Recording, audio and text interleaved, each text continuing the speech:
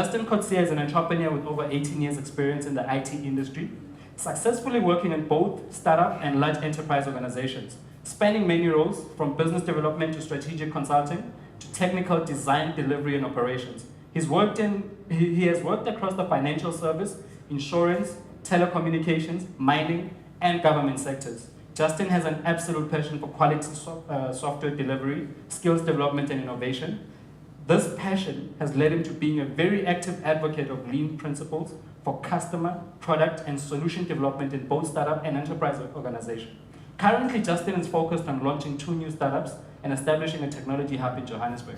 He's also the co-organizer of the Lean Startup Circle in Joburg, the Lean Hackathon, Startup Weekend, and Startup Weekend Next. Justin has spoken on various technology topics at numerous conferences and technology community events, including IBM, IT Web, and Gartner Africa annual conferences. Can you give him a round of applause?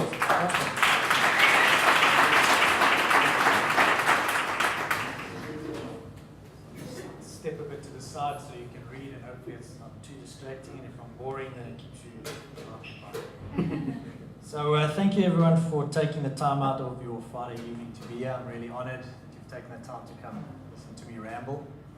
I have to admit I haven't spoken in front of a crowd for a long time without a set of slides to sort of back me up. So I've got to say good luck to you guys this evening. I'm talking for 20 minutes on a topic I'm really passionate about, with no slides to kind of keep me on track, so good luck. So first of all, as said, my name is Justin Coetzee. I'm the co-founder of a company called Igniter, which is basically a virtual accelerator with some uniquely South African sort of twist to it. This business has given me the opportunity to work with roughly 400 entrepreneurs over the last 2.5 years, and so it's given me some real insights, first-hand experience around what works and what often leads to failure within early stage startups. So first of all, to kind of get started this evening, can anyone give me a definition of SME? Anyone? Any ideas around what you'd define as an SME? Sure. At least according to the DTI, any business that is pulling anything below 5 million rand or making 5 million rand. Okay. So actually, if you look at definitions around the world, they're all roughly similar. They include revenue and sort of employee numbers. And in South Africa, we have this little extra definition between micro and small called very small. So it's slightly different, but they generally range from about 10 staff for micro enterprises up to about 200, 250 staff for medium-sized enterprises. And then they look at revenue, and it's roughly, you know, in each currency, 2 million rand to about 50 million rand. So in the US, it's $2 million to about $50 million and so forth. But the way we like to look at SMEs is to say, well, an SME is like a microlight. Right? So it's reliable. It's not going to change the world. It's fairly easy for everyone to learn how to fly with a microlight. It gets you from A to B, and it's really, you know, relatively cheap. And so the idea with SMEs is it's your local supermarket, your local plumber, the local restaurant, right? They're not really driving innovation. It's not really an organization that's coming up with anything unique, changing an industry, changing sort of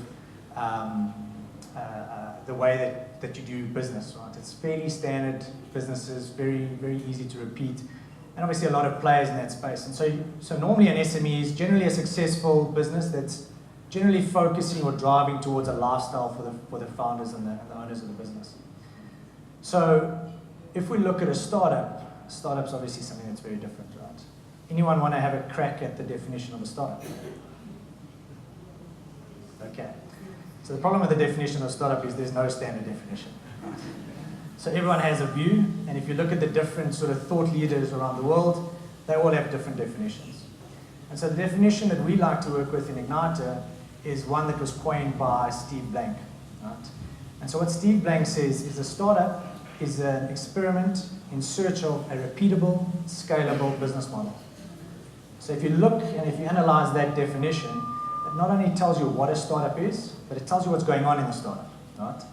So when you come up with your business idea, you've actually got no idea around, you know, who your customer is actually going to be. what price they're going to pay for your product, what they expect from your product, how you're going to deliver that product to them. That's all based on a bunch of assumptions and guesses, right? And so in order to get to this repeatable, scalable model, you've got to test out all your hypotheses, all these guesses, all these assumptions you have in your business. So you've got to run it like an experiment, right? And search for that repeatable, scalable business model. So what I'm going to do tonight is I'm going to try and share with you some of the sort of insights we've gained looking at successful startups around the world and looking at successful startups locally and looking at what they do that's slightly different to the guys that never really get past that startup stage, right? So if you sit and think about, it's me. Okay. So if you look at a startup, startups are looking to change the world, right? They're looking to, as Steve Jobs said, sort of put a dent in the universe. And so they're generally doing sort of innovative stuff. They're changing the world or they're changing an industry typically, right? So they're doing new, exciting things. And so we call these rocket ships, right? And rocket ships are really hard, right? And so startups are really hard. So if we look at the first idea that I'd like to share with you this evening, it's that in order to build a rocket ship, you really got to learn how to search, right? So, and what that really means is, if I look at one of the startups that we worked with last year, right, called Paybook. When Paybook came to us, 5 young, really enthusiastic founders, really keen to get their business going, been going for about a year and a half at that point, and but they just weren't getting revenue, weren't growing their customer base. And so when we sat down and we started analyzing their business and we got them to start sort of talking to their customers, we realized the handful of customers they had were all using their product in a very different way. So when we then got them to start searching and start understanding how customers were using their product, we helped them understand that there was a very specific need that they could fulfill with their product, right? And suddenly within 2 months of realigning where they were going, realigning who their customer segment was, realigning even their pricing, they started to start generating regular revenue. And so sort of famous examples of companies that developed the skill to search and try and understand sort of where their product is, typical examples is Facebook, right? When they started out, it was really just a website comparing sort of images of girls, right? Twitter started off as a podcasting company. YouTube started off as a dating company, right? So if those founders hadn't gone about searching for this repeatable, scalable business model, they more than likely would have failed, right? If they stuck doggedly to their original idea. So the first big idea I'd like to encourage you to do tonight as entrepreneurs, just need to find a way to stand this, is develop the skill to learn how to search, right? So hands up here, who knows about effectual thinking? Who knows about design thinking? Okay. Who knows about customer development? Okay, who knows about lean startup? Okay, a few more hands. Okay, those with lean startup, keep your hands up. Okay. Now, keep your hands up if you've read cover to cover Eric Ries's book, Lean Startup. Okay, 1. All right, keep your hand up if you've read cover to cover either of Steve Blank's books, whether it's 4 Steps to Epiphany or Startup Owner's Manual. Okay. So here's a prime example, guys. So those are the leading thought leaders at the moment in places like Silicon Valley, Boulder, Boston, right? Those 3 books I mentioned together with a book called Business Model Canvas by Alex Osterwalder, right? Those right now are just the sort of introduction to this whole concept of lean startup. If you look at the fastest growing companies over the last 5 to 10 years, Dropbox, Airbnb, SendGrid, Uber, Groupon, Twitter, WhatsApp, all of those companies have applied lean startup, design thinking, effectual thinking principles. And trust me, you guys are not unusual, right? I'm fortunate enough to be the co-organizer of the Lean Startup Circle in Joburg. We have over 500 members. We've been going just on 3 years. I'm yet to have a meetup where I have one person that has read all 3 of the books. Right? So you have to upskill yourself. You have to be on board with what the latest emerging thinking is coming out of the leading entrepreneur ecosystems around the world. This language is standard. When you go to the US and you talk to entrepreneurs, you talk to investors, angel investors, educators, MBAs across the US have changed, and they're all applying design thinking, lean startup, effectual thinking. And even corporates now, big guys like General Electric, IBM, Microsoft, Intuit, Ford, Google, Facebook, these companies are all applying this kind of concept. So first thing, develop the skill to learn how to search for a repeatable, scalable business. Second thing is skills. Right? So again, if you're wanting to build a rocket ship, you've got to have some knowledge. You've got to have some understanding of physics, of rockets, rocket science. And rocket science, is rocket science. It's hard, and starting a startup is hard. And so if you're not going to invest the time and effort to upskill yourself, there's no way you can compete against the rest of the guys in other parts of the world. And we run into this all the time, where guys are looking to start a business, a tech business, and they don't have any tech skills. Or they're wanting to design a product, they have no design skills. Or they don't have any execution skills on the business side, the tech guys. And so if you look at, there's a myriad of examples of tech founders that have actually gone about and they've taught themselves to code. Evan Williams, Twitter, blogger, he taught himself how to code, and now he's with billions. The founder of Instagram, same thing. The founder of GoPro, same thing. These are not people that studied computer science or software engineering. They went about teaching themselves how to code. They upskilled themselves to be able to build the products that they had an idea of, right? And we run into this challenge locally all the time, where guys might have a skill in an area, so we have developers and they know how to build a product. But then we go this next step further, right? And we say, okay, so now do you have software engineering skills? So in other words, not only can you build a product, but can you manage it properly? So when there's a bug, can you turn that bug around really quickly? Do you know what version of software you're running? Can you deploy that thing automatically? Can you build and deploy it automatically? And the answer is more often than not no. And so then we sit with these guys and we give them advice and we tell them where they can go and learn. And often they don't follow through on this sort of stuff, right? So continuous learning is something you'll find is a common thread amongst all these successful entrepreneurs. Mark Zuckerberg this year launched an initiative where he shares every month the book that he's reading for that month, right?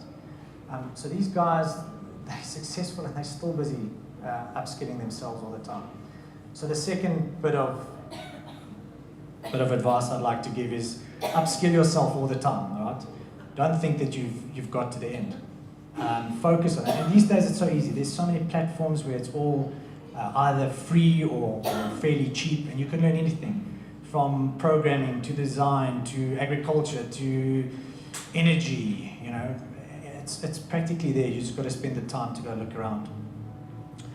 The next sort of big idea that I'd like to share in terms of trying to build a rocket ship is this idea of focus. Right? So, and there's sort of two types of focus. There's the focus around avoiding distraction, and there's the focus on product. Right? So you can't want to build a rocket ship and at the same time want to become, the next CrossFit world champion. The two don't meet, right? You're going to have to spend so many hours just doing the CrossFit. Where are you going to find time to build your business, right? I'm not saying don't train and be fit. Obviously, spend an hour a day in the gym, eat healthy. It's all good for the mind and the body, but you've got to have that focus, right? So you take a guy like Elon Musk. My favorite video actually of Elon Musk is being interviewed by this reporter who says she's an entrepreneur and she's asking for 3 nuggets of advice. And Elon Musk gives her the first 2, and then he says, and then work bloody hard. You've got to do 100 hours a week. And you can kind of see the lady's face, and so Elon Musk kind of sees the reaction on her face, so he goes on and he says, well, think about it. If you're doing 100 hours a week, and your competitors are only doing 40 hours a week, and you extrapolate that into 400 hours a month versus the standard 160 hours a month, you're going to do in roughly 2.5-3 months what they're going to do in a year. So by the time you've got a year down the line, your competitor is 2 to 3 years behind you, right? So that focus, you can't have the distraction, right? So he has an opportunity to practice the first leadership skill in running a business, and that's being able to get rid of the wrong resources. So fire your girlfriend if you have to, you know? Fire your gaming mates if you have to, right? I mean, Elon Musk talks also about the story of when him and his brother started the precursor to PayPal. You know, they rented, instead of renting an apartment, they rented office space. And they worked till as late as they could at night, slept there, got up the next morning and worked again, right? It's that relentless focus on execution. And then the other focus is on product. And this is a challenge we run into again all the time around the businesses we work with. You know, guys kind of get up and running, and they've got their product, and customers aren't running at them, so they suddenly think, okay, there's something wrong with my product, so let me add something to it. And stuff doesn't change too fast, okay, let me add something else, right? And so, again, if we look at these paybook guys that I mentioned earlier, part of the reason they were having the challenge with the customers was actually they built 5 different products into their single product. And so that's why they had customers using their product in a very different way. And so after we had these discussions with the customers and we had understood what it was the customer was looking in the product, we basically killed 80% of the code in that product, and suddenly now they had a business, right? And I'm quite happy to say I happened to have a session with the guys last night, and the team of 5 is down to 3, and they're doing 80K a month at the moment, right? These are, well, I know one of the guys is definitely a young boy from Soweto, but these are 3 guys, you know, don't have varsity degrees, nothing special about them. They weren't preordained by God to be successful entrepreneurs. They just developed some of the right skills, right? And now they're turning 80K a month. So, you know, focus on not being distracted, get rid of distractions, learn to fire the distractions in your life if you have to. You know, you can always find a girlfriend later, you know, especially when you've got $1 million or $1 billion, you know, it has some pulling power, and focus on a single product at a time, right? Again, you just have to look at all these successful companies in the last 5-10 years. You know, Uber, they focused on a very specific section of the taxi market, dominated that market before UberX came along, and then the next product came along, right? And they're not vastly different products. They're kind of just different versions. They hang off the main product. So you take Apple. When Steve Jobs came back to Apple, they had 30 products. He slashed that right down to 4 products, got the whole company, 9,000 odd people, focused around those products, and from there the company took off again. And only once they were really flying again, the next product, right? The iPod, owned the market. Next product, iPhone, owned the market. And that's how they've gone about building the business. Today they, I don't know, 80, 90,000 people, largest market cap in the world, right? So even a company that big, access to millions, and they had that focus on, you know, 1-2 products at a time. So, you know, be very careful when you're looking at a product and, you know, you're doing payments and you're doing an accounting system and you're doing inventory in the background, right? Focus on one thing at a time. And so the 4th bit of sort of advice I'd like to focus on is around execution, right? So again, we have guys that sort of think 20 hours, 40 hours a week is sort of sufficient time to work on a business. And then, as I said, they have these sort of 2 ideas that they're working on at the same time. And they haven't actually built the execution skills, right? So they're doing the easy stuff. They want to build, they're techies, so they want to build products. They build and they build and they build. But they don't want to go out and sell, right? And selling is actually the hard stuff. Most people, if you're anything like I was, I thought sales was easy. Those are the guys that go do coffee and they have a good time and they dress fancy and swanky and stuff. But sales is actually damn hard, right? It's the hardest part of a business, and that's fundamental to growing your startup. Without getting out there and selling, you can build the best product you want in the world. It's never going to go anywhere, right?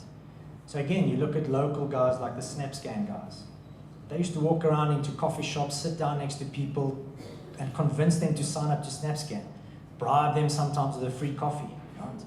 Airbnb, the guys used to walk around with their laptop and tell people about what they do, and then they get them to sign up there and there, right? So this focus, this relentless focus on execution. And I find that that's something that, again, we often miss here. And it's because if I look at all the sort of concepts that I mentioned before, they don't fire the girlfriend. They have their soccer matches on the weekend. They have their buddies that they play games with. And so suddenly even 40 hours a week becomes a bit difficult for guys, right? So there has to be this focus on execution. And so I don't know how I'm doing for time at the moment. Time. So, I want to kind of leave you all with this sort of message tonight, that if you look at the stuff that I've shared with you, none of it means you've got to be born with any great skills. None of it means you have to be preordained by some special committee that says, hey, you're going to be the next Steve Jobs. These are all learned skills. These are all things that anyone in this room can develop if you just have that commitment, right? And that is what we've found is the key sort of predictor of success amongst entrepreneurs.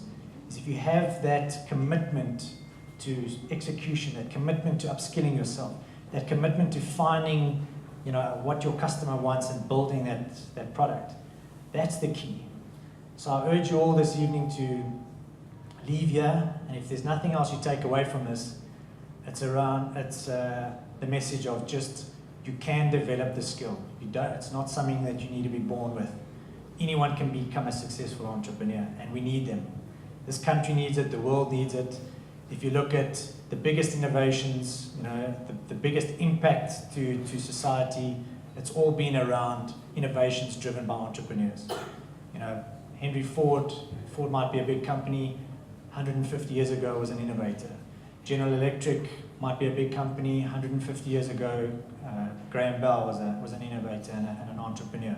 Standard Bank, guys that found Standard Bank, and if you listen to the story about how Standard Bank actually became a national bank, it was all innovative entrepreneurial type stuff that they did, right? So anyone in this room can become a really successful entrepreneur if you just commit to getting the work done and upskilling yourself. So that's my story. Thank you very much.